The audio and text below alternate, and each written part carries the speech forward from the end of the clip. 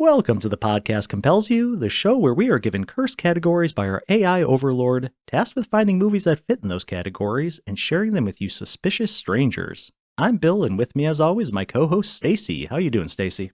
Excellent. It's a beautiful day in hell. How are you? I'm wonderful. Yeah, it's a beautiful day in hell up here as well. What have you been watching? I've actually seen 2 movies on the big screen in the past 7 days. So I'm Ooh, excited to talk about those. The first one I saw, like in chronological order, was a neon film, Steven Soderbergh's Presence. Have you heard about this one? I have not. It just came out? Yep, it stars Lucy Liu.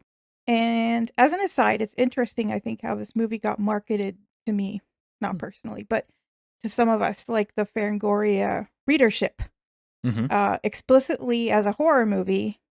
And in fact, I've heard people say stuff like, oh, this was Steven Soderbergh's take on horror, as if this were his first.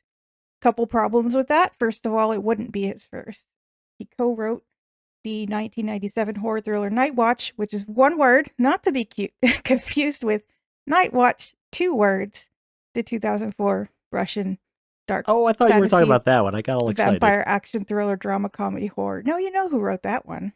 I mean, not off the top of my head, but I did at one point. Conceptually, no, it's that Russian guy. Right, the it's very the Russian famous guy. Russian man. Sure. But interestingly to me, he shot a horror film using iPhones titled Unsane, which was released in 2018, and it received some praise for its feminist themes, as well as for being a 4K movie made with iPhones. It's pretty cool. Interesting. Yeah, so it's like, I could do that, couldn't I? I think they were specially modded iPhones, but whatever. Second problem, Presence is not at all a horror movie. It is a drama thriller with a supernatural element. I promise I'm not trying to be like that person. Like, I really don't care about genre bending. I kind of love genre bending. I'm not like trying to split hairs, but this is not a horror movie. And if I told you more, there would be spoilers, so I won't. But is this a thing that they market like the same movies to horror fans as horror and thrillers or dramas to everyone else? I was under the impression that thrillers had kind of like died. I feel like there was a period of time where thrillers were gone. So maybe they're coming back. They're like light horror, I feel like. Thrillers like Longlegs, for example. That one was like a thriller in my mind in some ways, but with more horror absolutely. elements. I mean, pure horror also is not something they make very often, but this one right. did not even have horror elements. It had supernatural elements. That's as far as I'm willing to go. Okay, fair enough. But if this is a thing, do we care? Do we care that they're doing this marketing that's very specific and possibly misleading? I love thrillers. I love horror, so I am fine either way. Well, I love being misled, so, I mean, gaslight me all the way to the end of the world. There you go. Well, it's listed as horror/psychological thriller. Is the psychological thriller accurate, would you say? Sure. I think it leans way more into drama, the whole family drama thing. Yeah. But it's not like domestic suspense, like the tension comes from a different thing. Okay. But yeah, so there's a bigger thing that actually really bothers me more. So much like his movie Unsane, Presence also touches on some topics that are of interest to women.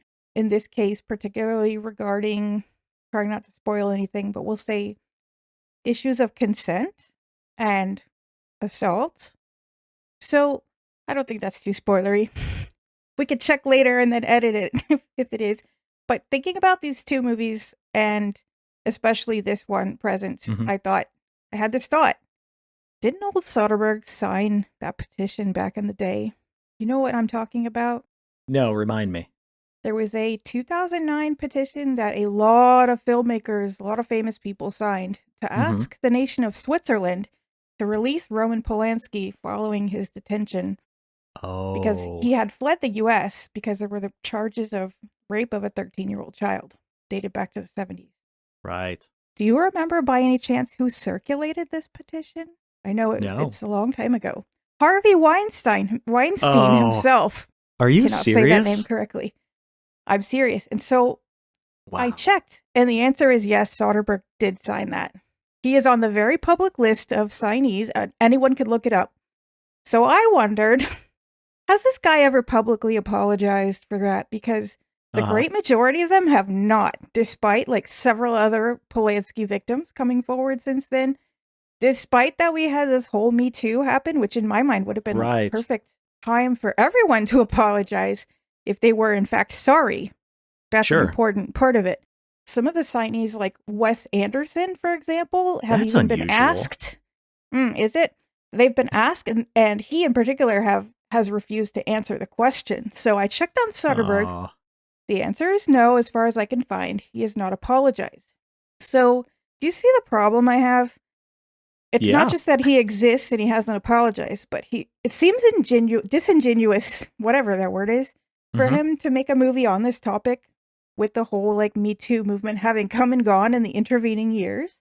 Plenty of opportunity once again to say something and nothing. Like, best case scenario, he's lacking some self-awareness on this issue. Not a crime, also not an excuse. But perhaps something or other about it is like crawling out of his psyche and into his filmmaking. Worst case scenario, he's exploiting this audience's like current interest in this timely topic. What do you think? I just don't understand what would prompt someone to sign a petition like that. So many famous people. It can only hurt you. Like, even if you're just looking at it from a publicity standpoint, it's only going to hurt you later. Like, because they loved him. This was before all that. I guess. There was a media campaign against this little girl, like saying all kinds of gross I think things. I'm viewing it out of context. So, like, looking back, it just seems insane that someone would sign it. But what you're saying, yeah. It is not sane, even looking back. Right. And a lot of people did not sign it, including Alex de la Iglesia, who made Day of the Beast, including Paco Plaza, who made Rec 2 that same year.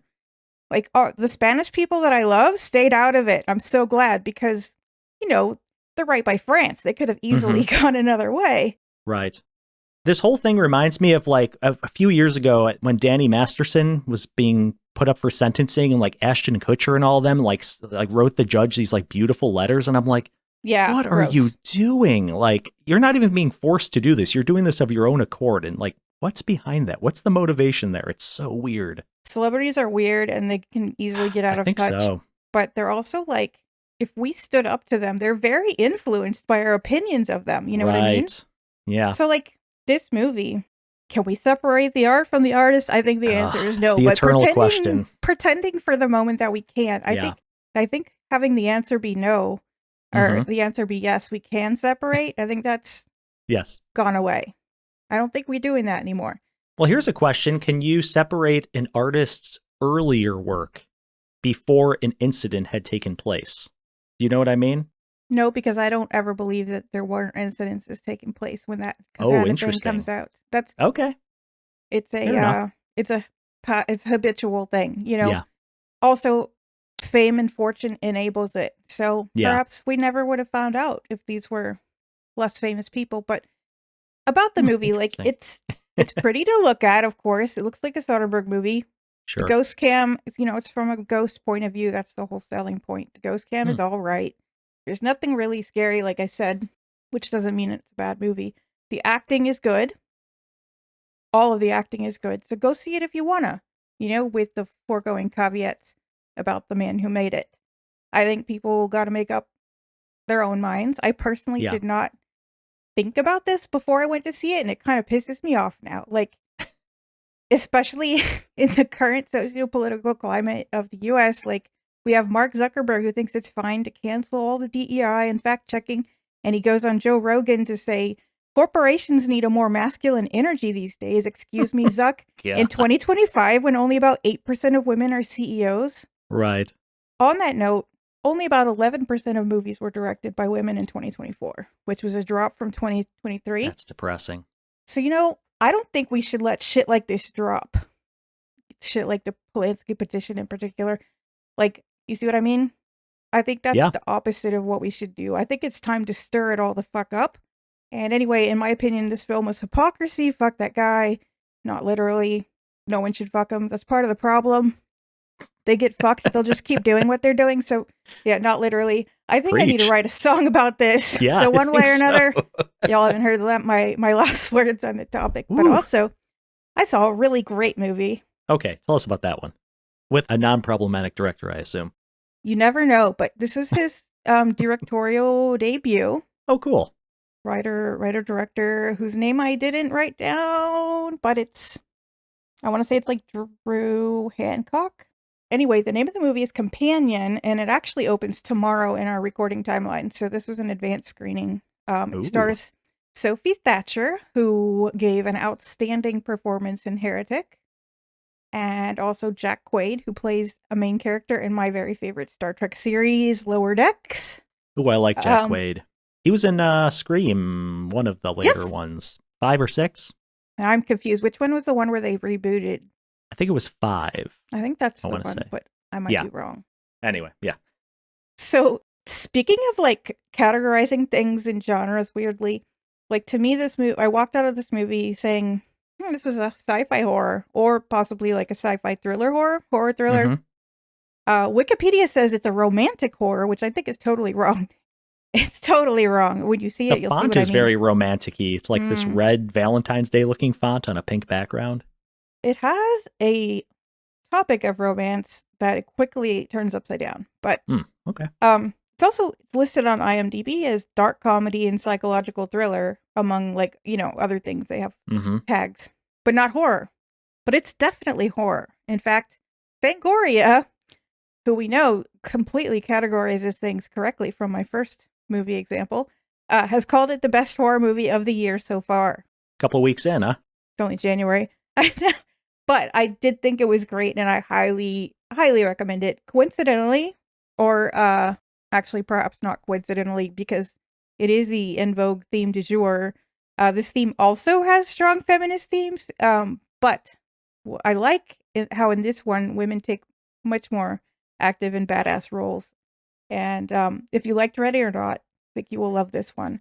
And women have actual agency in this movie compared to Soderbergh's like more tragic maiden kind of tale. Sorry if that's a spoiler. Sorry, not sorry. Most highest recommendations for Companion, though. I'm getting like a vibe, like between this and like The Substance, there's a lot of really exciting, interesting, like female-driven movies, I feel like, coming out. There absolutely is. That just seem like they're out of left field, and like newer directors, I think. I don't know if The Substance, I don't think it was the first film necessarily, but I think it was, I think it's an early film, though, of whoever directed it. I don't have the name Why are we having more women making movies? That's what I want to know. I don't know. But forgetting that topic just for a moment, I did do one streaming view that I want to recommend, and it's a 2013 Spanish, of course, horror comedy. Of course. Witching and Bitching, which may not be a very progressive title, but I don't care. Directed by Alex de Iglesias, who made my favorite Christmas movie, as I've already mentioned. And this film was recommended to me by a Costa Rican listener. Thank you, Costa Rica. Woo. Thank you very much, sir and or madam, for this excellent recommendation. So in the opening moments of this film, it will be very clear, I think, to everyone that it is nothing like you've ever seen before in your entire life. It starts with the most amazing heist scene, and it never slows down, like, for a second. So you could see this movie, Witching and Bitching. It's also known as Las Brujas de Sugarramurdi, which is a very hard word for me to say. That's like the name of the town where the witches are. This movie is free on Plex with ads. It's also on Apple TV Prime. I'm going to check that out. I saw the cover of it, and it looks amazing. I just didn't have a chance to watch it this week, but I'm kind of pumped about that one. I mean, Day of the Beast is still like at the top of my list, but this movie is making a really good showing, competing really hard, rising up there in the bubbles of my thoughts. What have you been watching lately? I've just finished Fall of the House of Usher, finally. I finished the back half, and it's wonderful. It does not disappoint. So I'm going to continue my recommendation of that, even though you may not return to it for years. Back on the bottom of my list in case it's the right time in my life to watch it whenever I get to that place. My queue has been very thin lately. I need to start adding to my queue. I've not been diligent on that, sadly enough. But Costa Ricans, you see the task that is laid out before you. Yes. Give us more recommendations. More recommendations to pad out his TBW. And please, if you can send me some horror comedies that are going to really push me over. I mean, Scare Me set the bar pretty high in terms of horror Witching and comedies. Bitching will set the bar pretty high. Oh, it's also horror comedy? Yes. Amongst many other things. Like horror action comedy? Like, oh, okay. Very horror action comedy thriller. Eclectic. I'm making shit up based on how I feel, but yeah. Cool. It's a pretty dark comedy. I think you'll appreciate that. Yeah, that aspect. I can appreciate that. Well, should we turn our attention to tonight's film? Do you want to reintroduce our categories and the film? I suppose so. Or we could just talk about problematic directors for the rest Who of the else you evening got? because it will fill up, many hours. No. That'll be our bonus episode. It'll just bum everyone out. And then there's this guy. No one will listen guy. to it. No. 0. This episode's movie. Well, first of all, last time we used last week's episode. Okay, tonight is part 2. I've totally lost my groove now of Strangers in a Storm, our 2-part series in the cursed category that is movies in which 2 strangers are stuck together because of some inclement weather. In part 1 of this series, we reviewed, if I get the title right, I deserve a gold star because I'm getting very confused lately, the horror comedy Scare Me 2020, which I think it's accurate to say we both loved and highly recommended. Absolutely. This episode's movie is the 2023 psychological thriller horror You'll Never Find Me. And one of the fun things for us is that while this movie begins with the same exact trope of 2 strangers in a storm, it really could not be more different from Scare Me. And I like it when a category works out that way. Yeah, similar premise.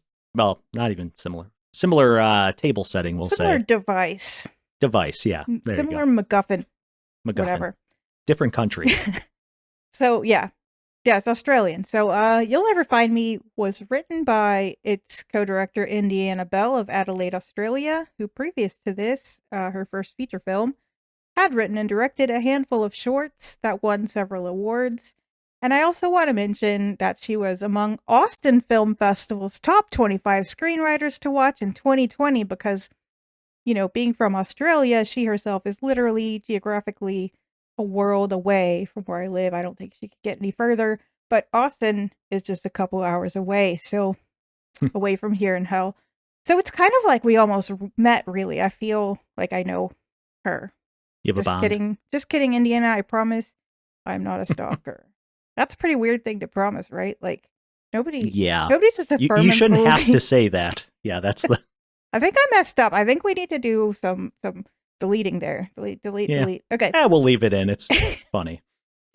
You'll Never Find Me was co-directed by Josiah Allen, who also collaborated with Bell on these short films, so they are longtime collaborators. The movie stars Brendan Rock and Jordan Cowan, both of whom had worked with these directors before, and in fact the screenplay was written specifically for these actors. The characters were developed with them in mind, and I think one of the things that makes the movie really cool, but no spoilers yet, Brendan Rock has appeared in many shorts and at least a couple TV series, and he seems like a very good sport, as he agreed to grow a beard specifically to play this character in the film before even knowing what it was about. Jordan Cowan, who is also has a producer credit for this movie, has appeared in several short films and done some TV work. I will now give you a quick plot synopsis, spoiler-free guaranteed. On a dark and stormy night, and a particularly violent storm it is, a reclusive older man opens the door of his isolated trailer home to a desperate young woman seeking refuge. What begins as an uneasy courtesy, if not exactly kindness, escalates into a tense psychological struggle as the suspicion piles up on both sides. With the storm raging outside, both host and guest are forced to confront what's haunting them. What is each of them hiding? And can either be trusted? Had you seen this before, Bill, before preparing for this episode? I hadn't. I was curious what your brief synopsis was going to reveal, because this is a unique movie in that it's hard to describe without diving too far in. I had not seen this, and I was going to ask you, where did you find this movie, or how did you come across it? It's on Shudder, so it Okay. had been on my Shudder TBW for a while. I finally saw it about 24 hours after I saw Scare Me, and it was not a coincidence. I was like, I got in the mood to watch movies about people, strangers, and storms. So it did make a very nice pairing, if I do say so Awesome. myself. Completely coincidental to our evil AI overlord deciding Weird. that this was our assigned category and movies. So I really want to know what you think, because I feel like this is combining two of things that like one thing that you really like and one thing that I really Oh. like. Well, before we get into that, let me, I did mark down 3 things I thought I'd see in this movie. I thought I did fairly Oh, well, actually. I feel like I didn't do all that well with Scare Me, but for this one, I thought we'd see someone get poisoned, which is mm, debatable. There's something that's kind of like a poisoning, I would say, maybe. okay. Anyway, Not gonna do any spoilers, yeah, but yeah, of course. Second one, main character is suffering from trauma after losing a loved one. I think that's probably true. I think Yeah, yeah, we it's can kind of a debate that. vague one, general. Third one, neither main character makes it out alive, which I think. Okay, that's a spoiler, so we're not going to Yeah, we'll reveal we'll get that into right that. now. Yeah, yeah, that could be a little ambiguous. We'll see. But I think you might have done better than normal. So that's Yes, all I'm which going to is say. a very low bar. I usually get Very about a low, half point out of 3, so if that. I mean, if you've been that. on a losing streak. I have, sadly. But yeah, it was fun to come up with, because this one, especially the cover art for this, or the poster, movie poster, I feel like I could glean more from it than previous efforts. There's certain posters where I just have Mm. no idea what the hell, or like even the description, like I could work off this one a little better than previous movies. So, should we get into Dark Fact? Sorry, I do this every time. We got spoilers first. Take it away with the Spoilers. You spoilers. mean content warnings? Because I'm God not going to damn it. spoil I am anything. off my game. Sorry, content warnings.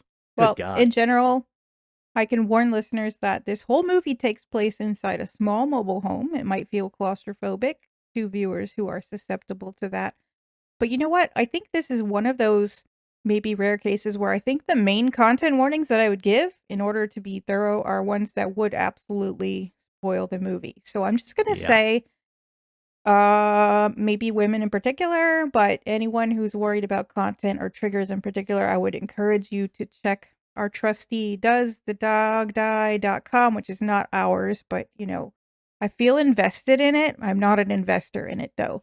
You will need to be really sure, because I went and checked it out, that you don't mind the movie being spoiled, because the spoilers are not covered up on the site as they sometimes are for Oh, movies. that's And I annoying. think that's just because there's no way around the spoilers if you are interested in trigger warnings. But please Yeah. be assured, however, that no dogs die in this movie. Over to you, Bill, for Dark Fact of the Day. Dark Fact.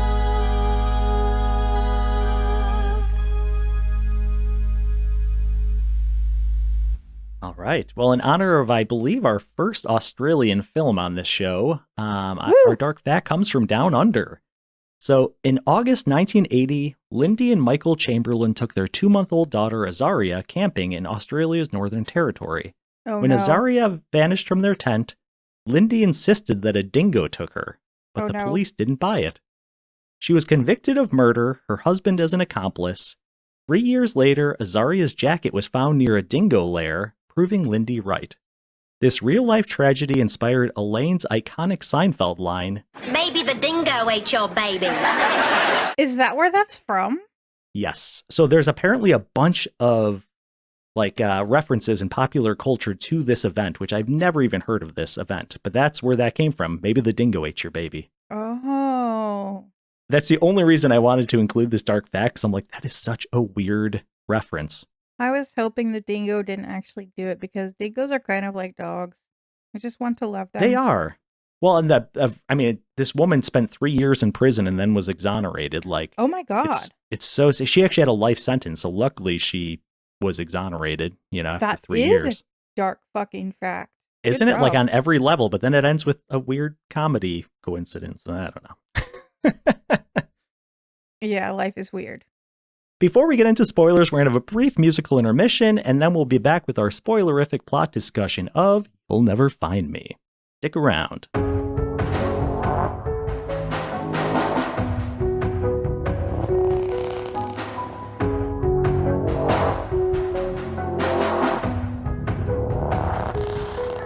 Welcome back to the show. We are now going to get into our spoilerific discussion of You'll Never Find Me. So this movie opens on a car in the rain with kind of a ballady doo-woppy type of song playing on the radio. Sleepwalk. Something. Sleep. Yeah, that. That's beautiful. Thank you for that. Yeah. Really setting the scene. Add some radio static in, you know. Yeah, a lot of radio static. We then cut to the inside of a trailer where we spend like 95% of this, maybe 98% of this movie. And we have a man with a large bushy beard sitting at a table silently with a clear vial of something in his hand.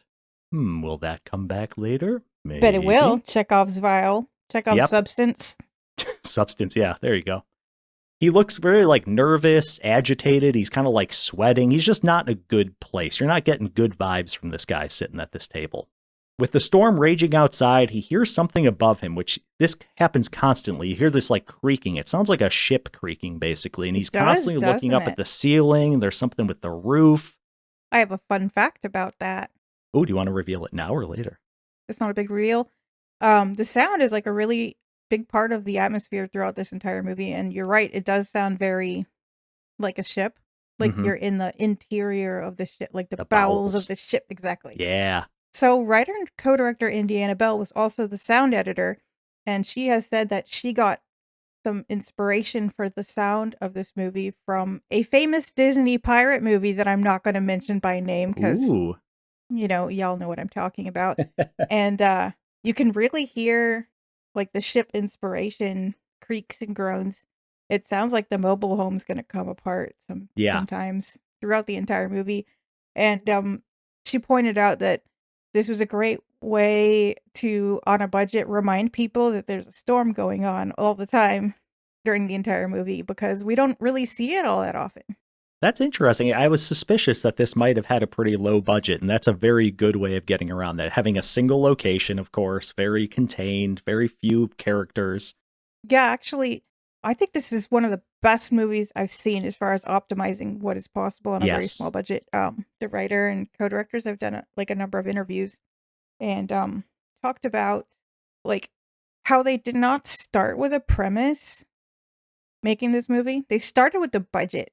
Did you read about this? No, I hadn't. That's an interesting way of approaching it, though. Yeah, so they started with the amount that they could spend, and they brainstormed what kind of single location set, because that would save money in having to go to different places, could they build to keep expenses low. And so they brainstormed. They thought about maybe an ice cream truck at one point, but they settled on the mobile home. I would have liked to see the ice cream truck. That would be a very small location. That'd be tough to pull off. The mobile home's pretty small, but once they settled on that, they thought about which actors they had already worked with that could work well together. And from there, once they picked out the actors, they thought, what kinds of characters would they play best together? And only then did they go on to think about what kind of story those two characters could actually sustain in the mobile home without going anywhere else. I'm not even sure they set out to make a horror movie originally. Like they may have, but their short films were like a drama, a thriller, and a comedy. But what I think happened is like the story kind of grew out of the constraints, which is a great way to do it because you never really notice, oh, this looks low budget. I never thought that. I didn't either. I thought this looks very theatrical. You know, there's a lot of monologues and stuff. Just like scare me. I think cinematography, if you have a good cinematographer, you can make things look way above what your budget is. There's certain things like that.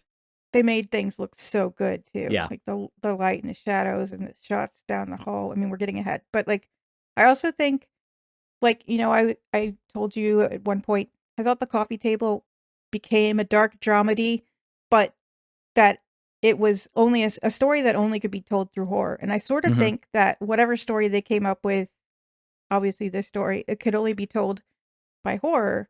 If it was purely a thriller, I think they would run out of space for the characters to go. Right. So that's my theory. Oh, while we're talking about these unrelated things to the plot. The title of the movie is definitely You'll Never Find Me, and not You Will Never Find Me. I'm pretty sure I said it wrong at the end of last episode. Even more embarrassing, I wrote it wrong in an email to writer and co-director Indiana Bell, who I'm definitely not stalking, just to be clear. Okay, back to you, Bill. So again, we're inside with this man. We find out later that his name is Patrick.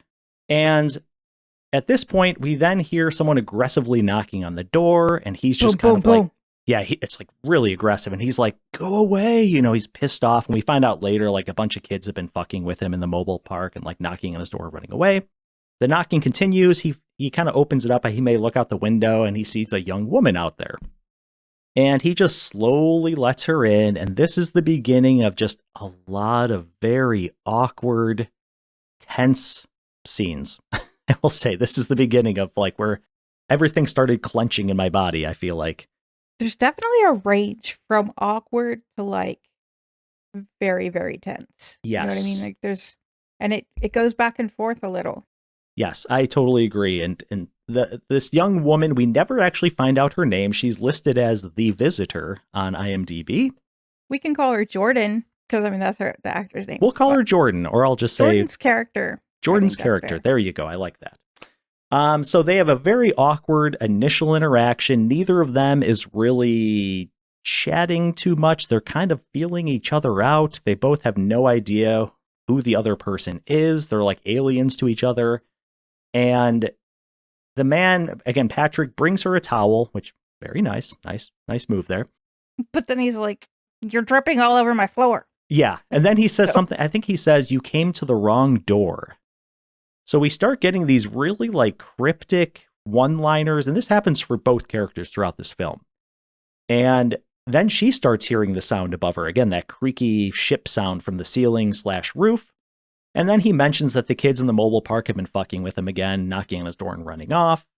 Then he kind of starts to get a little like, I guess aggressive might be the word. He like insists that she give him her like over, like her, she's wearing like 2 layers, like give him her overshirt, I'll call it, to dry off. Did you think he was being aggressive? I didn't really get that. I was getting that feeling just because his character is so like sullen.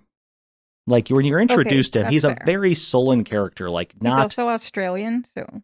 Yeah, I have a hard time reading Australians, I think, honestly. So, also, I just want to note that he's like, thunderstorm is very strange. We usually don't get them until autumn, I think. And the thunderstorm seemed to start like the moment that he put that substance in his pocket, and it very dramatically like and quickly started. Like it was not a typical.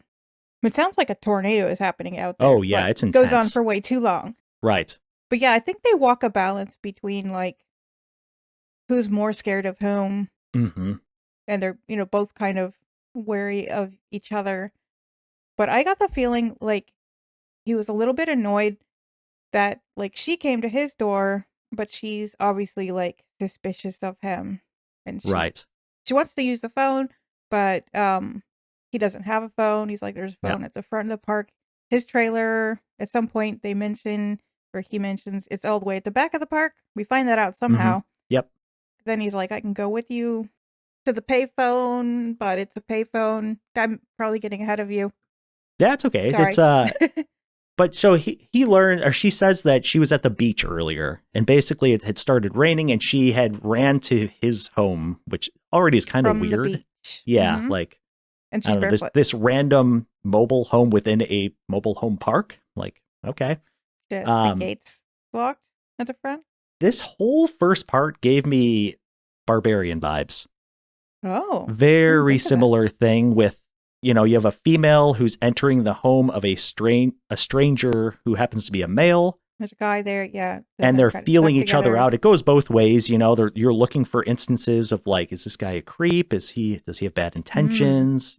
And in Barbarian, they make a point of it's a dangerous neighborhood. A lot of the houses are deserted. It's not safe to stand out there while you wait for an Uber or whatever. So it's like the exterior danger is weighed against the interior unknown. And I feel the same thing is happening here with the storm.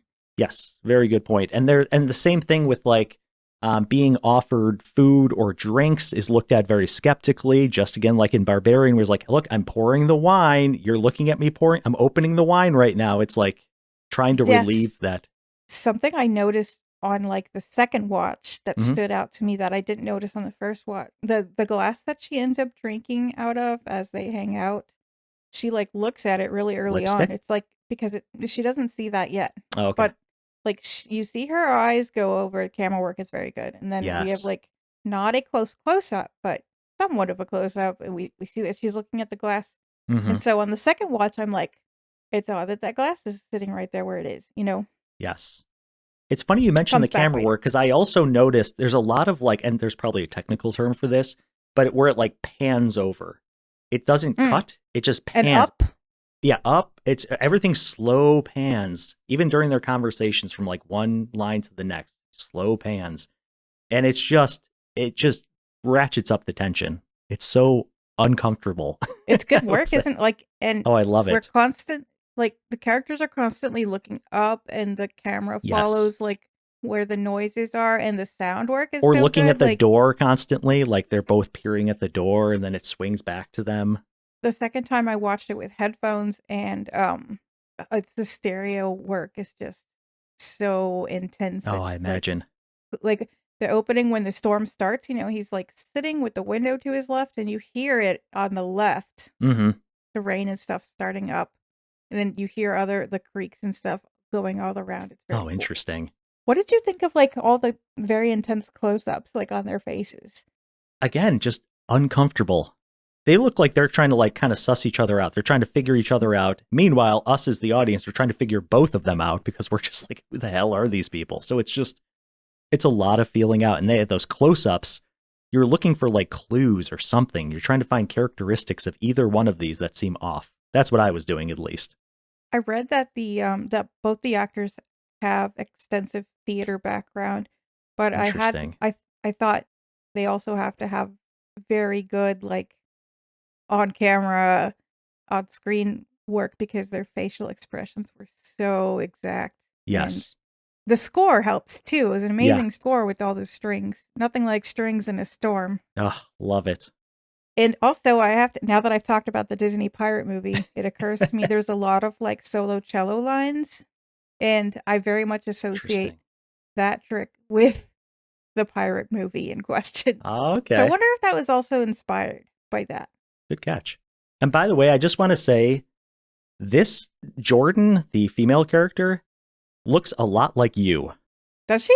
Oh, that's very flattering. You probably wouldn't like see it just because, you don't usually Just compare long yourself dark to hair others. and dark eyes. Yes, I would say she's probably, I mean, I don't know how tall you are, but she's probably like a slightly taller version of you, I would say. I don't know. I kept thinking that. I'm not that tall, but And then the guy, Patrick, do you know Iron and Wine? yes. He looks exactly like the guy who is Iron and Wine, Sam. Oh my God, something or he other. does. He's got the same woolly beard and the same like receding hairline. Which Just all I could don't think know of. anything about that guy, the Iron and Wine guy, but I probably would have dated him at some point. I mean, He's if that had been a very available like to me. soft. He's got a very unique like soft voice kind of. But honestly, his music gets kind of boring because it's very one note. But like he looks Oh yeah, exactly it all like kind of this brain. has a definite vibe, but if Yeah. you find it soothing, Yes, he has a very It's- soothing it's- voice. yeah. I would very agree with that. Anyway, these are all way off topic. So back to the movie. So again, she's constantly asking right out of the gate, like, can I use your phone? He's like, I don't have a phone. Like you said, Stacy, the only phone is at the front of the mobile home park. He's way in the back. The storm is raging. He even gives her like a handful of coins at one point. So you can tell Mhm. there's little things like this where if she's like being like, is this a red flag? No, he gives her coins. Okay, so maybe this isn't, he seems like he seems fine. Like there's little things like that. I didn't think he was ever planning to do anything bad. I thought he had secrets, and I thought Yes. she had secrets. He was just Sure. so quiet, I think, is the thing. And it's hard to gauge people that are just Surly. super quiet. Ooh, that's a good word. Yeah, surly. Good word to describe him. So then she tries to leave, but he tells her the gate's locked, but he has a key, which is interesting. Okay. And then she decides to wait till her shirt dries. That's a common park thing. I guess so. I don't know that much about mobile home parks, honestly. Well, I know in the U.S. you're not supposed to lock them unless there's a fire key. Oh, okay. I think in most Interesting. places the fire department has to be able to access it, but Australia, who knows? It Yeah. seems like it's kind of the Wild West. I mean, in Yes. the Australian version of that, I have no idea geographically where this takes place inside of Australia. It says Adelaide. I don't know where that is, though. That's But where that the is where the filmmakers director's are. Is from, that right? where it's set? Yeah, it's Yeah. set in Adelaide. So he basically convinces her, like, just wait till your shirt dries, like, totally normal, okay? And then he starts giving a little bit of background. He tells her that he used to be an electrician, and he did this until he stuck a screwdriver into a socket.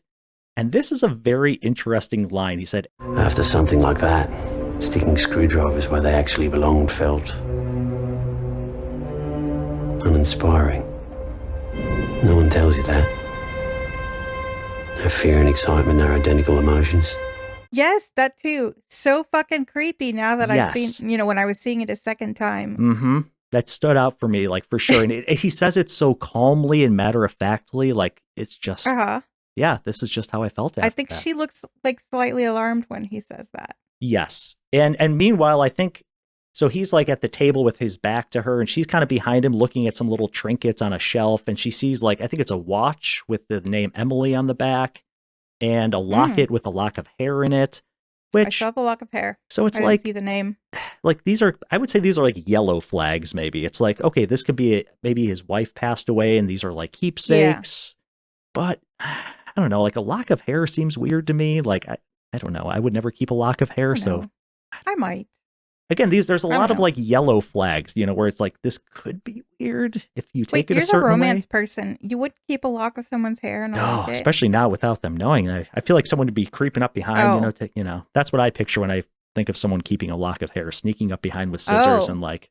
You've watched too many horror movies. I think so. I'm just kidding. There is no such thing. I don't know. Is there an adorable way of keeping someone's hair in a locket? I don't know. Anyway, I need to ask my wife if I can have some of her hair. Yeah. With a different score, it would all be that's fine. right. So instead of taking non-horror movies and making them horror, we need to take horror movies, and we should do that with this movie. You could totally make this a rom-com. I'm going to revisit how I feel about that idea at a later moment in this episode. I may try to put some music behind some of these scenes in this episode and see if we can make them a little rom-com-y. That might be kind of sick, but okay. We'll see what happens. Moving on. Anyway. Do you have any like cinematic moments or favorite things in the first act? I feel like we're moving on quickly. I think everything I just mentioned, nothing that totally stands out to me. Just everything is just really compelling, I would say, in this first act.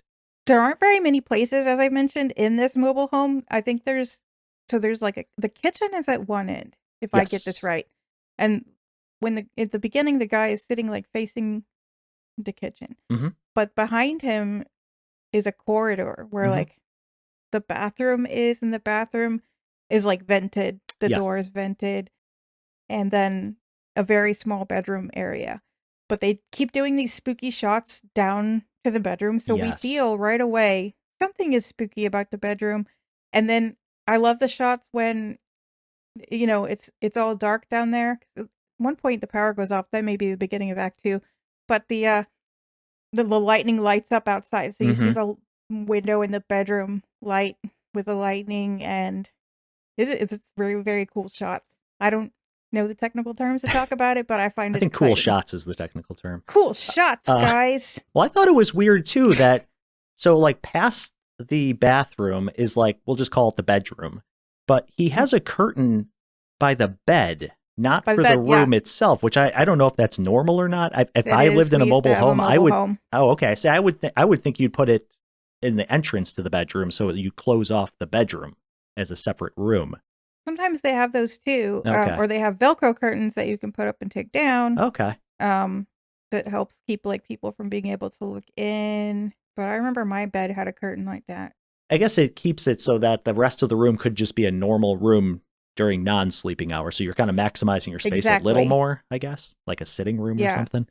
Okay. Anyway, totally sidebar. But anyway. Plus, there's not a door, so you can like use it to block out light when you're sleeping. Yeah, I guess so.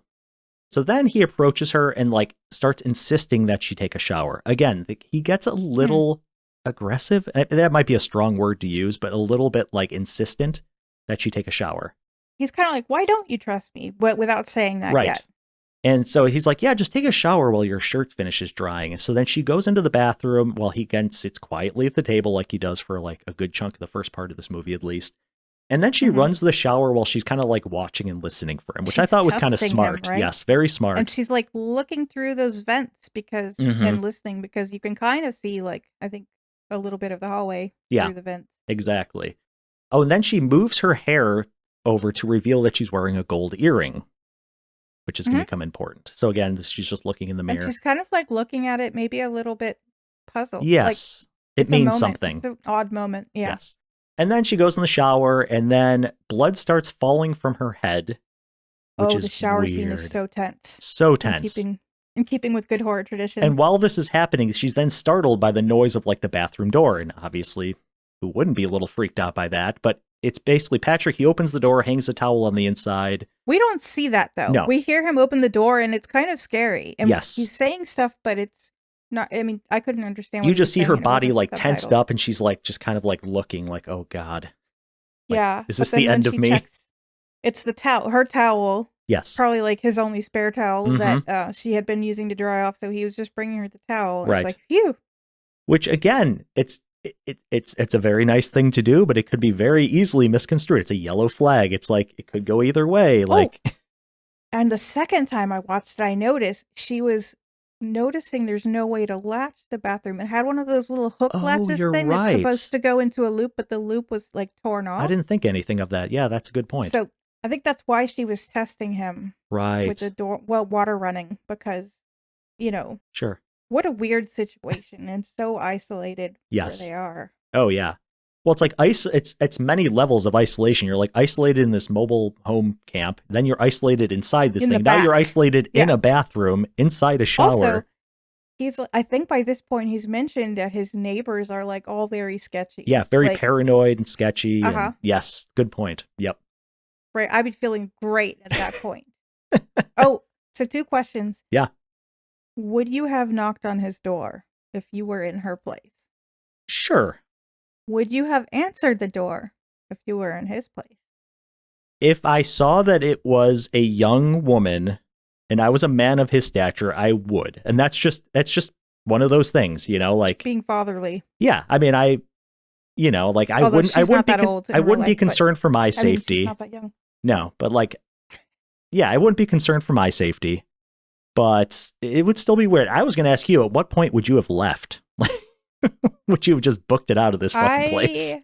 I'm not sure that I would have gone in. I don't know. Oh, okay. Violent storms can be very scary. Sure. And I have been in the position where I had to take refuge in a gas station during a tornado at night. Petrol station? Much like this movie? Much like this movie. Uh-huh. But I mean, they were locked and I had to knock on the door and trust them, when they let me in. Yeah. And it turns out okay. But I understand weighing the inside danger and the outside danger. Yeah. And I'm just not sure in this position that I would have knocked on the door. Also, there's no way I would have opened the door. If I could have seen that it was a young woman, I would open it a crack with my foot jammed, my shoe jammed under the door to make sure she didn't have people with her. Oh, interesting. I would never even have thought that. That happens. Yeah. Well, and also, I don't think we've gotten her story about where she's from yet. And that's another thing about this. So it's changing. Yes. Doesn't it? Yeah. Well, we'll get there. We'll save that. Anyway, so after the shower, we're back in the kitchen. Patrick is making a wonderful can of soup on the stove. Just a bland tomato soup. Really nice looking tomato soup. Real solid. Nothing in it, just tomato soup. And then they chat. We find out that they're both unmarried, I guess, or, however you want to put that. And then she talks about how women like her tend to put themselves in dangerous situations and that they are often drawn to unhappy endings or something along those lines. She starts to say some very cryptic things around this point. And this is where you're supposed to get the idea of oh, maybe she's got something. A little troubled. Yeah. Kind of goes back and forth between him saying weird things and her saying weird things that are off-putting. As if running to a trailer park from the beach barefoot wasn't weird enough, Yeah, exactly. And then she says that she is tired from work and that she shouldn't have volunteered to lock up. Like, there's just all this stuff that's weird. Yeah. I don't think she ever mentions her job again after that. No. And I don't even think he necessarily even calls her out on that. He calls her out on a couple things later.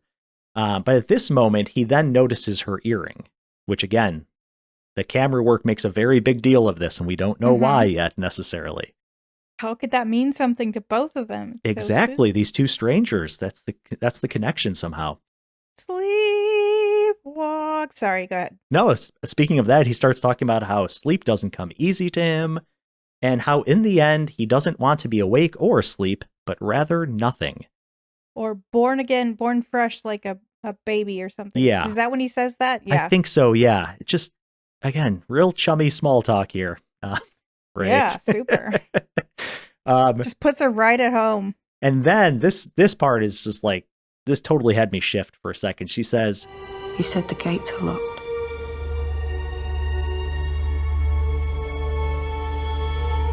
"If they lock the park up at night, how did I get in?" Like she doesn't know? we don't know, or is she just like challenging him in some way? Exactly. It could go both ways. It could go both ways. It's so strange. And at this point, the camera's constantly focusing on the door again and acting paranoid. He asks her if she told anyone that she was coming here, to which she responds, no. Red flag, red flag. Yeah. And then he locks the door and looks at the clear vial again before pouring liquid into his cup. She then pours her soup into his boot while his back is turned, which I thought this was the comedy moment for me. I don't know. That was funny. You're right. I forgot about that. And we think that he doesn't notice. Yeah, which leads to another kind of funny thing later. And then he says something about, strange how the sky can be clear one moment and then furious the next. Or shadowing, maybe? Also literally what happened. Yeah, But exactly, yeah. And then we, of course, get the power flickering and then going out like it has to do in this movie because it's going to happen. And Patrick shines a light on the ceiling and says, strange. So it's just, there's a lot of this where you're just like, what? Well, and then like the flashlight's kind of shining at her face and her face is lit up super white where the rest of the mobile home is very, very dark. Yeah, I noticed that. Like what I was commenting about, like the light and the shadow, like they didn't have to spend too much money to make those lights do that. I mean, probably more than I think, but they really like optimized what they had to work with. Oh, absolutely. I totally agree. And there, even later on the third act, there's some other interesting light elements that come in too that, again, super, super cheap, but super effective. Oh, so then he reminds her that the whole park is down, including the phones. Okay, so now she can't even get to the phone and use it if she wanted to. And he again reminds her that she can leave. So, okay, you know, he doesn't have anything bad going on here. And then he goes to, I think, check the breakers or something. Here he goes under a sink. I don't know if that's fuse box. Oh, fuse box, right. The wiring is very old. Right. Got a fuse box like a car. He goes to check the fuse box, which is like under the sink, I think, in the bathroom. It's kind of in an odd spot. And he starts telling her a story about when he was a kid and the power went out. And I think he was staying in a room with his father who was on a ventilator or something. His father had had a stroke and his mom was away. It sounded like being negligent. Right. You know? And he was like 11 or something. Yeah. And I don't know if it's now or later, but I think he was like just waiting for the ventilator to go out or something. The battery to die. Does he say that now or is that later? He says that now. Okay. And then that moment memory comes back to him later. Right. So while he's fiddling with this and, you know, his back's turned, she starts to like eye, there's a hammer in the bin next to him. So she starts to eye that, of course. So now we're starting to get the motivation. Just in like her head. The glass. She sees it now. Oh, right. Mm-hmm. And then perhaps at another time. Perhaps. What do we think about him being 11? And usually how those home ventilators work is there's a manual. You can manually pump it if the power goes out. If the battery backup fails. Did he let his father die? Is this just a tragedy that happened to him? I don't think it's ever answered, but what do you think? I didn't think that deeply on that about the manual thing. I just assumed that yes, he basically didn't kill his father, but also didn't do anything to help his father. so to There's speak. got to be a dark fact about that somewhere for some episode because Okay. like in developing countries where they Mhm. have very unstable electricity, Uh-huh. a lot of times people die just because their relatives get tired of pumping the ventilator. Oh my Isn't God, that that's sad? so sad. Yeah, dark. That's all I got. It's just sad. Dark thought. So he's messing with the fuse box, and then she also notices there's like bloody scratches on his lower back. Oh And yeah, that's a she- red flag, and I they're don't- fresh. yeah, they're fresh. She calls it out. I don't know. He just doesn't really say much, I don't think, does he? I don't even know if he explains it away or anything. There's only a few ways that can happen to you. Yeah. One of them is running through the woods, and I don't think he's been doing that. No, I don't think so. So again, just weird stuff happening. And then let's see, well, getting him something from the so then I thought they were in the bathroom already. I don't know. Anyway, she goes to the bathroom. I don't know where they were before this. And she opens up the medicine cabinet. I think she was going to get him like a Band-Aid or something. And she sees like a prescription bottle, and inside it are, I think, a bunch of earrings, including her matching gold earring that she has in Yeah. her other ear. Oh, I think now she doesn't have it. It's like one moment she has it.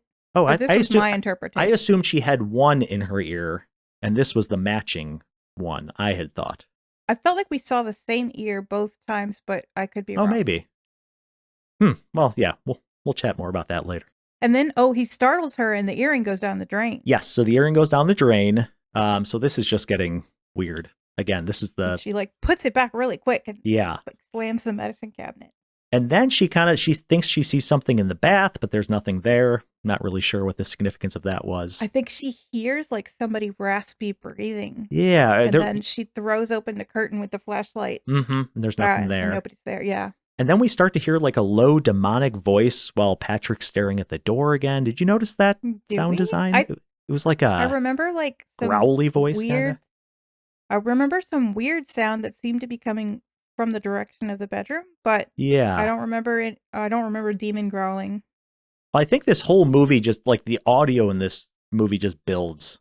Like the whole sound design just builds and gets like more like greater and greater throughout the film. So I think Very it's starting intense. to, yes, very much so. So then she tells him that she wants to leave now. So there's like a sense of urgency now. I think after all these things that she just saw, she's like, I need to get out of here. Again, the gate's locked. He then suggests they play a game. Bullshit. Have you ever played bullshit? I don't know. I used to play this Possibly. all the time in like middle school, I feel like. Thought it was a very interesting choice for Super this movie.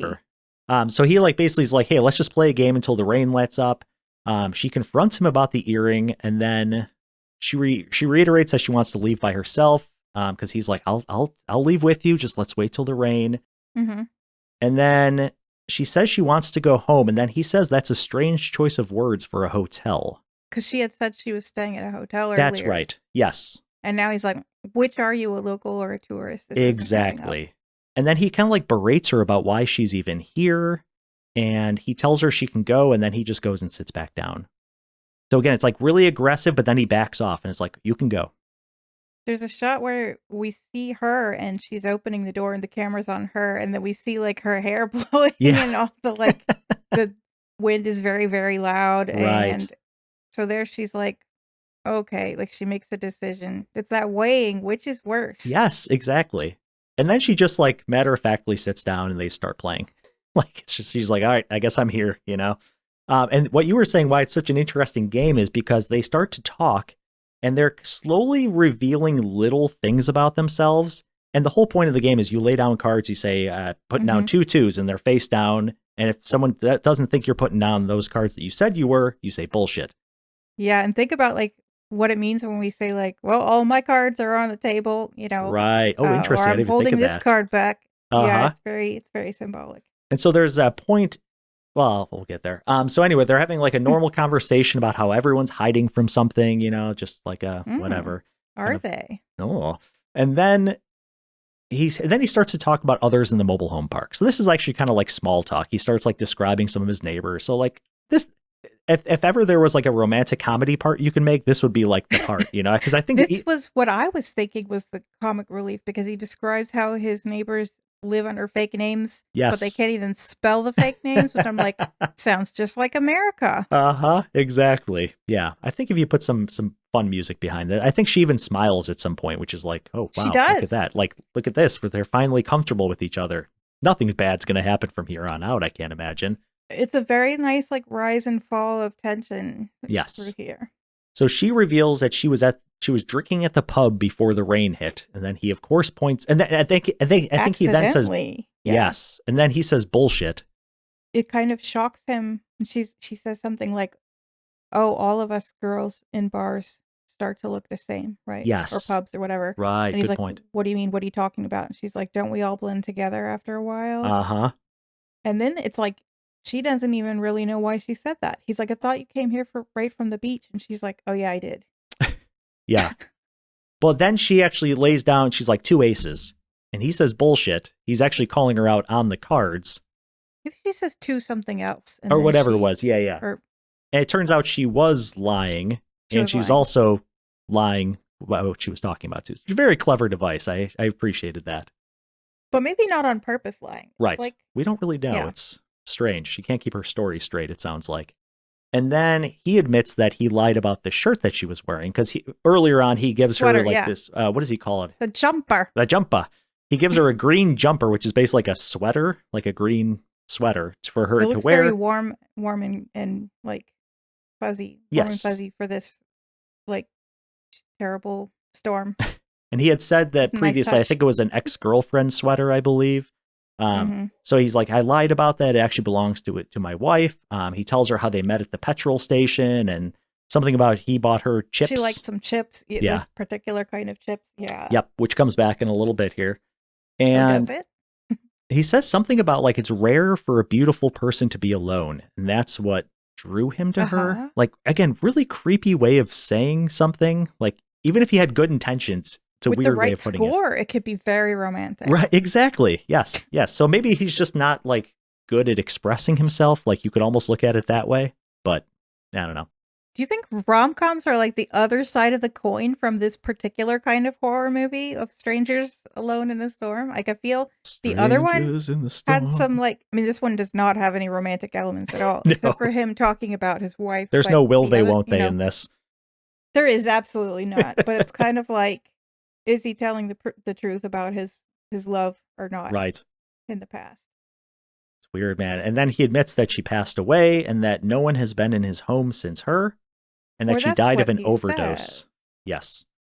And then she sees something that would indicate otherwise. Is that now? No, we're not quite there. Then I will not say it. But then I retract my statement. So then it's like, the things seem to be going kind of okay. Like right before this, like they're kind of, again, it's a little less creepy right before this.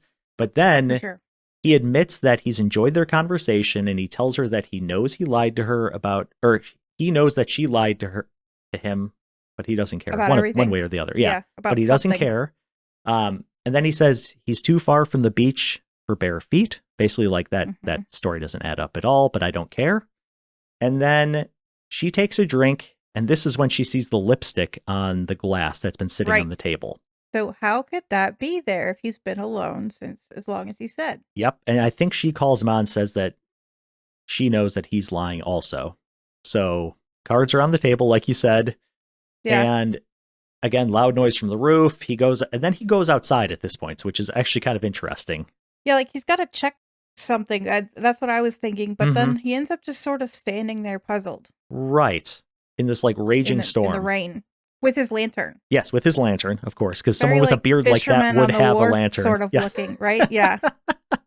I'm picturing what's the yellow Long John Silver's, or there's like a certain fish stick that used to be, I don't know, Captain something. Long John Silver's? Yeah, I don't know. Yeah, that might be right. It doesn't matter. Anyway, so he goes outside. Meanwhile, she sees a cell phone going off in the bedroom, like a vibrating cell phone. It, I think, first. Oh yeah, she hears the vibration. She looks over, and clearly everything's dark, so that's lighting up like a lamp. A scary moment because he's explicitly said that he did not have a mobile. Correct, no mobile. And it's interesting too because now we have a different placement. So he's outside of the mobile home now. So she's, but she just had this drink. So like things are the dynamic's starting to change a little bit here. Uh-huh. And so she goes in, of course, into the bedroom, and there's a woman body on the bed, just passed out, dead. We don't really know Face necessarily. Face covered, right? And she's got a little accessory, doesn't she? Is this the bag of chips? Little bag of chips. Bag of chips. Oh my God. So does that mean he was lying about his wife, or was this a coincidence? Oh, man. I mean, What is going through her mind at this point? it's all up for grabs right now. So he returns and she rushes into the bathroom because it's the only other place she can go. I don't think it's the bathroom. I think maybe there is another room. Oh, maybe that's what I'm messing up. Okay, so there Because is. there's It must like be a a very small crate room. with the hammer in it. Right. And she finds something to stand on. And there's kind of a skylight. Yes, like these mobile skylight. homes often have. Correct. Yeah. And it's, got screws around it. Mm-hmm. But I think she's like thinking of how can I escape? And then Right. she spots that hammer again. And then She tries to break the skylight, but then blood starts falling on her. because the hammer is all bloody. How did it get bloody? It wasn't bloody before. Such a good question. But she really freaks out about Yes, that. Yeah. understandably. Patrick Mhm. walks to his room, and then she leaves the bathroom, so they're kind of like just missing each other. And then now the door is locked, and he grabs her and binds her hands and then drugs her. So now, She gets a good like, what is it called when she like kind of throws herself back so that he lands on the floor? I don't know what that's Look, called, but I know what you mean. Yeah. Yeah. For She gets in being a- I just wanna- noticeably smaller than him, that's a pretty That's a impressive good move. Yeah. Yeah. Would this be the beginning of the third act, would you say? Probably so. Yeah. Yeah. Maybe the blood and the hammer. This seems like a Maybe. change Yeah. of pace here. Mhm. So he's bound her hands and then he drugs her. Does he just like forces it in her mouth, right? I think. From the vial, I From the think. vial? He just, right? Yeah, I Does think he? that's I think so. yeah. And then he puts her in the bed and starts giving a monologue admitting that it wasn't his wife that he met at the petrol station, but rather the other girl whose body was now in the bed. And what are we calling Incredible her? Jordan? monologue. Yes. Jordan's character. Yeah, Jordan's Visitor. character. She starts to like pass out. She's trying to like open the window. There's like a little window near the bed. Of course, she's starting to lose her faculties a little bit at this point, so she's not getting anywhere with Yeah. this. It's pretty disturbing. And then, so I wrote down one of his lines. He said, "This is not chance. This is choice. Your choice. Of all the doors of all the homes, you knocked on mine tonight," which is like Within a Casablanca an hour line. of another girl's expiry. Yes, exactly. So basically, like blaming her, I What guess. unnatural timing. Yeah. There is no God. He says Like, something like that. Yeah. How we know we're all alone. What am I to do? You came to me. Like, this is not like, almost like absolving himself. I wonder if a murderer like that, like is specifically this kind of murderer, like the psychosexual Yeah. kind of like, I wonder if they feel that way about all of their victims. Well, she just presented herself to Right. me. It's almost like How could I not? It's almost like a dangerous dog. Like if you put like a rabbit in front of me, what am I going to do? I've got to eat it, right? Like, I don't know. It's that same.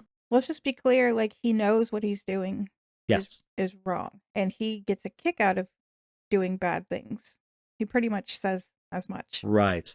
Well, it goes back to the screwdriver. I never wanted to use, using a screwdriver in the proper way got really boring after that or unexciting.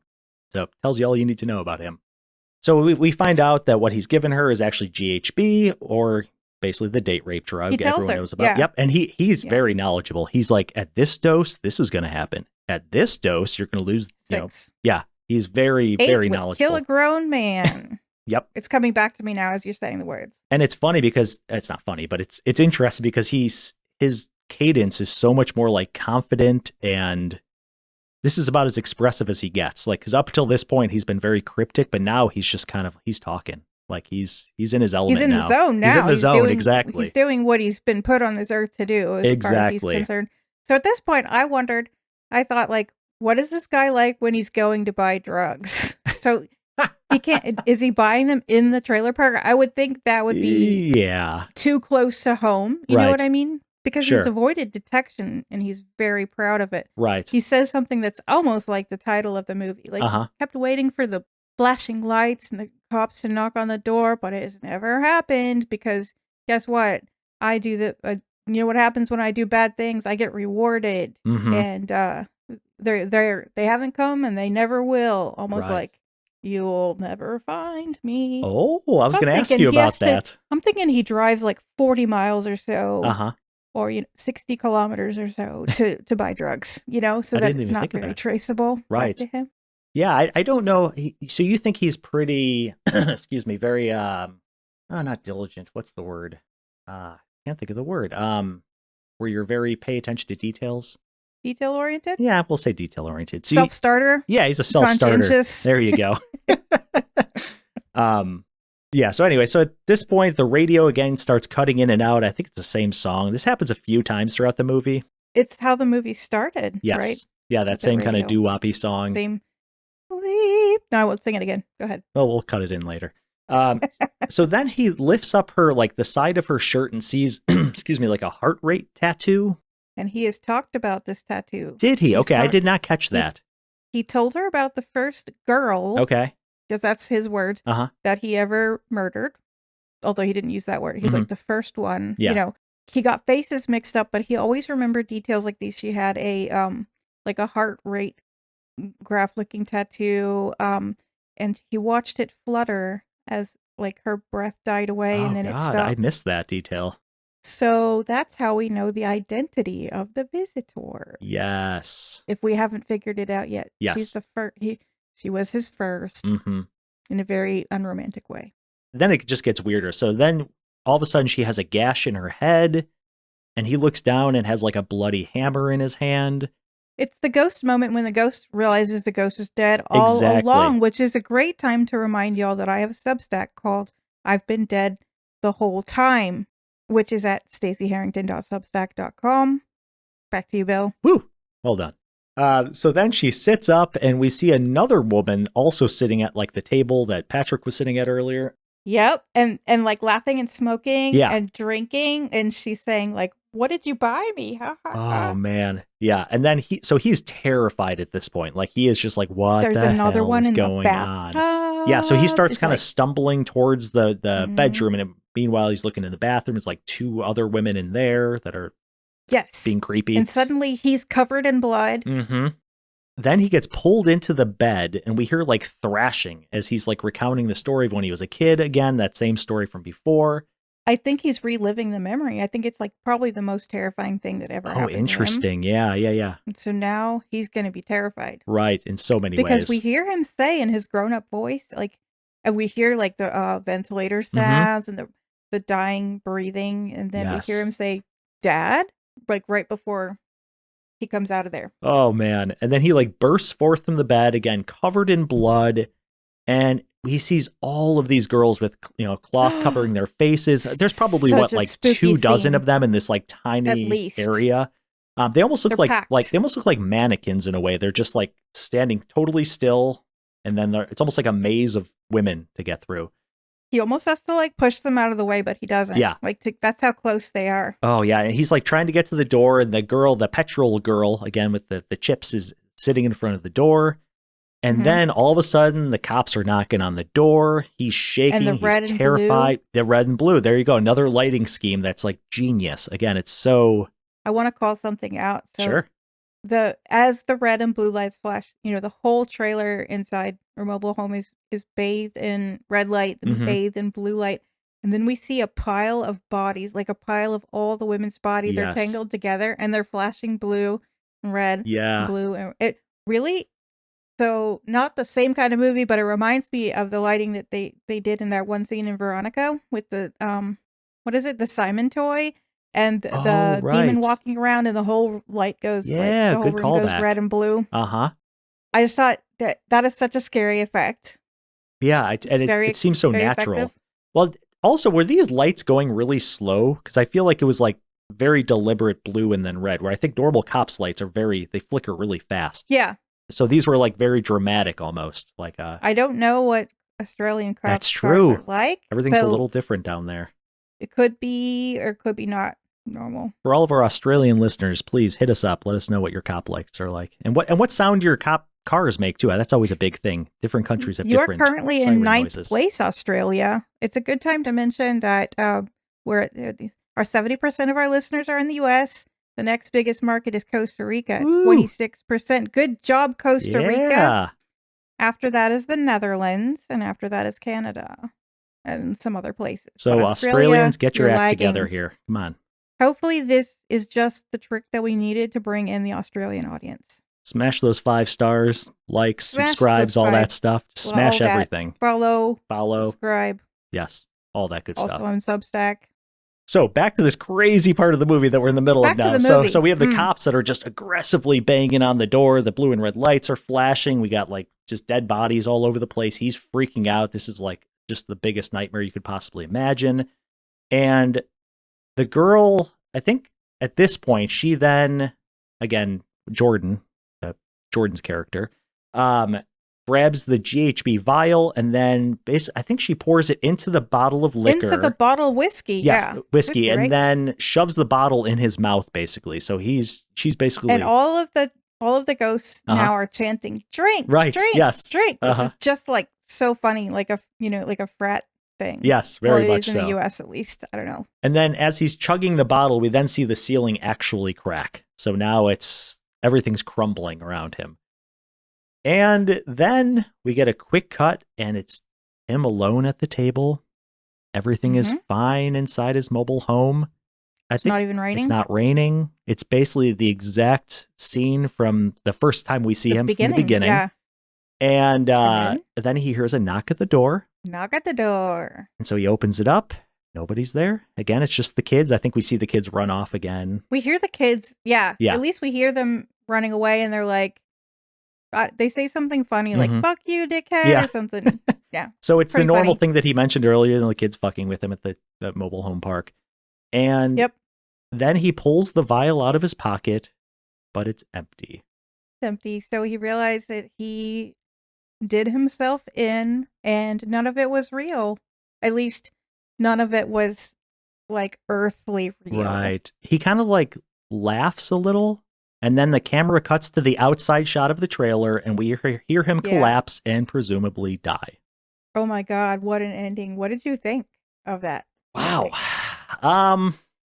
It was a tiny bit predictable. I kind of saw where it was going at a certain point. I liked it. I'm not going to say I disliked it. At which point? Good question. Honestly, I think when she finds the woman's body in the bed, I think right around there, maybe. Things started to... Same. I think, if I were to look back. I think that's when we were supposed to be clued in. Mm-hmm. Yeah. But the whole thing, the whole thing's a dream, a delusion, whatever, like... Ghosts. And this is why when you were ghosts. talking about earlier about how they approached writing this third act makes more sense, because not that it's cliche necessarily, but it makes sense that they kind of arrived at this as they were going. This wasn't a totally planned out ending that Right. they weren't starting at the end and working backwards. They were kind of like working forwards. It makes If sense. it was just a murder in a mobile home Yes. with a young woman, like I'm saying, they would have run out of places where they could go Mm-hmm. very quickly. It would have been a short. Yes. But like this supernatural element is what really like allows the whole story to happen. And also I was thinking probably they didn't need actors to stand under the sheets when he's walking around with all those women. They probably just put sheets over something. Right. So that was probably, inexpensive, Sure. relatively speaking. I honestly thought there was going to be a mental illness angle with I'm this so whole glad thing. there wasn't. I was thinking like schizophrenia, something like that maybe, or something that That is so like overdone. Yes, exactly. and That I'm would glad have they didn't go been- that- and I'm glad that they explicitly said he knows that what he's doing is wrong in the script, because then that kind of shuts down the sort of like blaming it on right. a mental illness. Yeah. Because oftentimes that's what people try to do. With all that being said, I still think it is a satisfying ending in that I like the bookend. It bookends the movie perfectly. Yes. It starts where it ends. It ends where it starts. Whatever you want to say. I am a fan of the book ending. Yes, for sure. So, did you like the ending, or what would you do different? I actually thought the ending was kind of comical, just to hear the sound of him dropping dead. Uh-huh. And it's like such an undignified, like just drop dead kind of ending Right. for this guy who's done so much damage and murdered so many women. Mm-hmm. It's the perfect ending in that, like, the ghosts of the women who were murdered, Mm-hmm. if we're believing that version, they get retribution, Right. and the murderer gets punished and dies, and unintentionally by his own hand, which is such a classic ghost story thing. Yeah. Although this is sort of a fresh take because I don't think I've ever seen it done by GHB. No, I agree. I'm really glad that they don't do anything cheesy, like then the woman ghost passes over to the other side Right. or Yeah, sees you the don't need that. lights and follows the. Thank goodness. I mean, that's something that takes away from horror. That's what makes it more like supernatural drama. The other way I could have seen them approaching this ending, and it would have changed probably the last half of the movie, would be not have like any supernatural element, just have these two people be strangers, and the whole time you're back and forth, who's bad, who's good, and she eventually ends up killing him, but then right after that finds out that all of these things she thought were red flags were not, and that he's actually just a good guy. Sure. And then she is tormented by the fact that she just killed an innocent man who was actually By accident, legitimately perhaps, trying yeah. to help her. It would have been a completely different movie. It would have no psychological aspect necessarily to it. It would just be two strangers misevaluating each other, I guess, with a terrible consequence.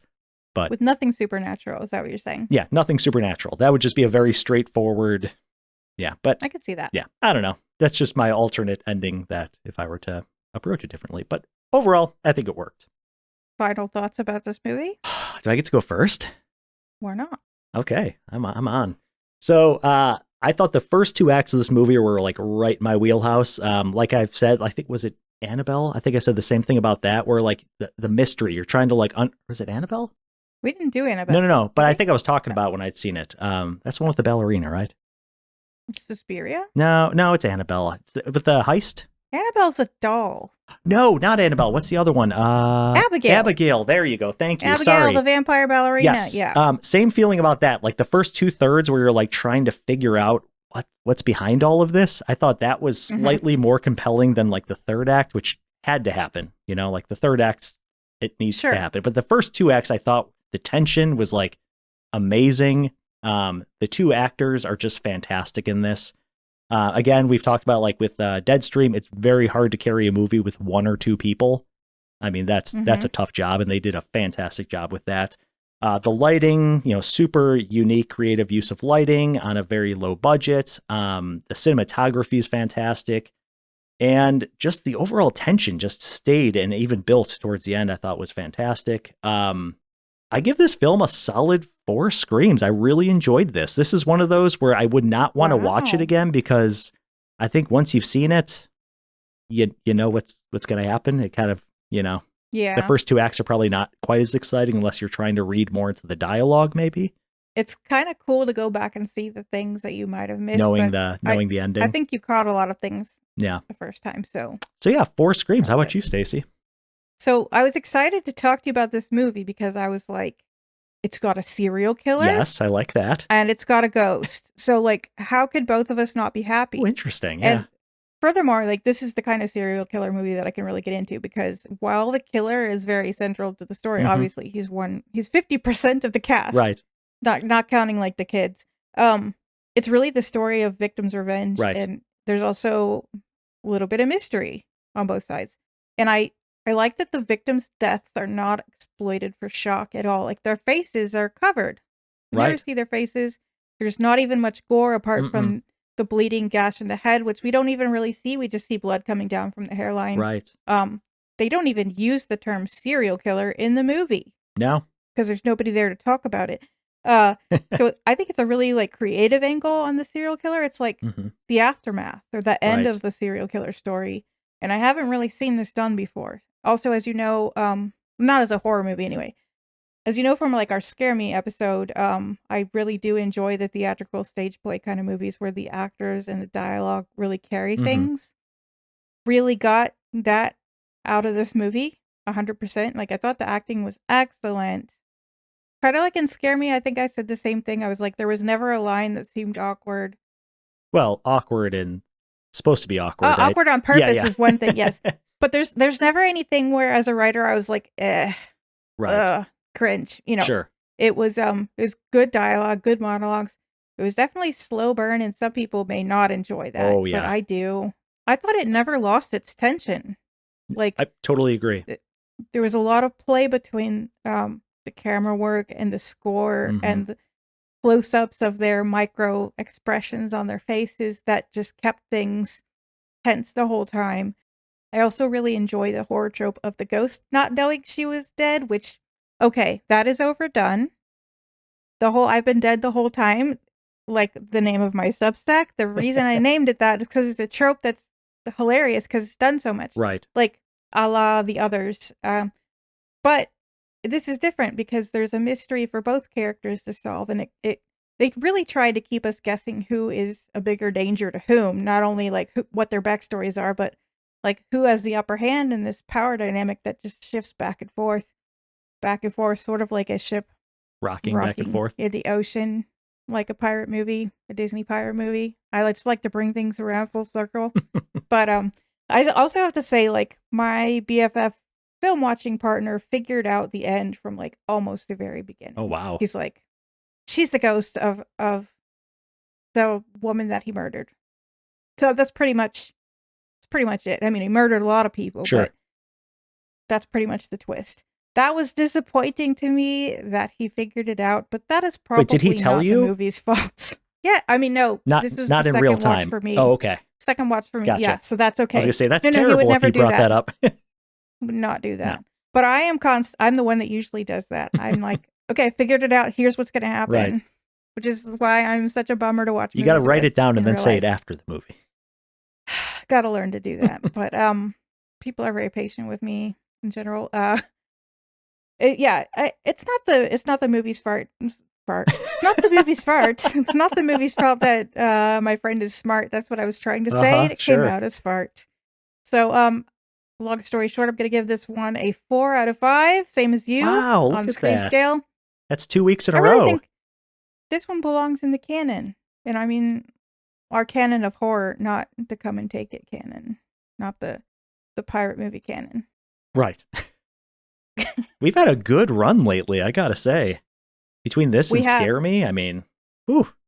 2025, we are upping our game. I mean, we've released a hit single. I mean, it's a hit in our minds. That's your That's hit all that single. matters. You get all credit or discredit for it. Just kidding. Just credit. So, are we ready for me to wrap this series up? Yeah, do you want to take us out? Well, my spooky storm chasers, our 2-part series, Two Strangers in a Storm, has come to a close. From the cabin-bound personal culture war of Scare Me to the Aussie trailer park tension of You'll Never Find Me, which they both end in me. I just thought of that. We've been soaked in the precipitation of dark secrets with 100% chance of murder, or at the very least, accidental death. We're not picky. Whenever strangers turn up during storms, beware. At least if you're in a horror movie, because the storms don't just rage outside. They stir up the maelstrom on the inside as well. And that doesn't always end well. Footnote, Fred and Patrick, see ya, wouldn't want to be ya. But don't think for a moment we're done engineering your movie weather, because the podcast compels us ever forward. And next up, we're trading stormy nights for blood-soaked mystery in our 2-parter all about Dario Argento's stylish / happy whodunits. So next episode, we'll do some detective work with the giallo classic Deep Red, in which the suspects are shady, the murders are messy, as they tend to be, and the gloves are always black leather. So prepare yourselves for a hypnotic score, seriously Hitchcockian twists, and the symbolism of the color red to figuratively bludgeon you to death for 2 hours and 7 minutes. Until then, lock your doors, keep your hammers clean, maybe also keep that fire poker where you can see it at all times, and remember, if a stranger knocks in the middle of a storm, don't open the door! Don't! Until next time, stay spooky. See ya!